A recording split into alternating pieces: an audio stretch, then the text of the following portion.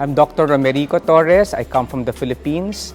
I teach as an assistant professor at the Far Eastern University Institute of Medicine, where I'm also teaching obstetrics and gynecology and reproductive medicine to future reproductive medicine specialists. I also have a cross appointment as section chief of the Section of Reproductive Medicine and Minimally Invasive Gynecologic Surgery at the Veterans Memorial Medical Center. I am a beneficiary of not just one but two programs from the Merck Foundation. The first one was in 2019 when I had the opportunity to come to Udaipur and engage in an advanced ART fellowship training program for 3 months. So here, because I was able to see how the practice of IVF was in a huge center, I got to see that what I was practicing was validated in the many cases that they were doing.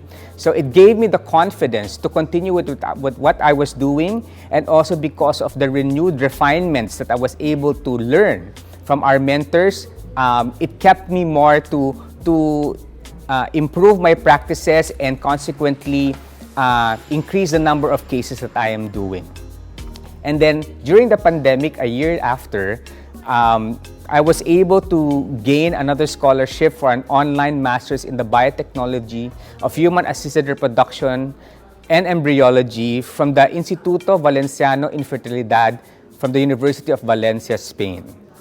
What's nice about this program is that it's cutting edge, while at the same time it does not forget the basic of human reproduction. So I got to learn from the illustrious mentors who are the leaders in the field of IVF globally in terms of clinical practice and also their high-impact researches. So both of these programs were able to give me the confidence to share my knowledge with other colleagues and in the process also improve the quality of care that we give to our patients. As a matter of fact, when I got back from my first training, I spearheaded upon the behest of the then president of the Philippine Society for Reproductive Medicine to come up with an IVF series to address the information gaps with regards to the practice of ART. And I'm glad to announce that it has been going on for the last 6 years.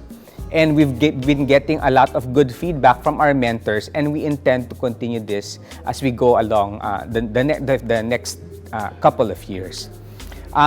I now sit as president of the Philippine Society for Reproductive Medicine, and I concurrently also act as the country representative to the Asia Pacific Initiative on Reproduction. The programs that I benefited from Merck Foundation gave me a more circumspect perspective on the fertility issues that are hounding the country. And what I realized is that we are lagging sorely behind in the region in terms of the number of IVF cycles. You see, the Philippines is a home to 113 million Filipinos, and yet our number of cycles is grossly below par compared to our neighbors.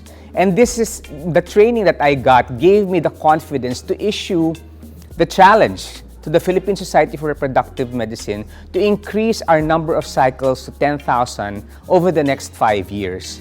And to be able to do that, I proposed several points of improvement. First is to increase the number of specialists by increasing the number of fellowship training programs. And I'm also glad to announce that a group from one of the bigger islands in the Philippines has responded to this call, and they have also initiated their own fellowship training program. Also, to achieve the number of IVF cycles that we want, we need to increase the number of IVF centers. Currently in the Philippines, we have 9, and just this year, one has just opened, so we're hoping to increase the output towards the goal of 10,000. Another issue that's hounding the practice of ART in the Philippines are the ethical guidelines. And you see, the background of the Philippines is we are a predominantly Catholic country. And historically, before the ones who brought IVF in the country were able to start with it, they had to get the blessing of the Catholic Church.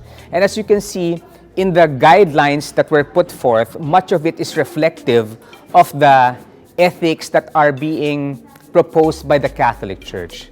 But over the recent years, as we have been practicing As we have seen how the practice of ART has evolved, the needs of our patients,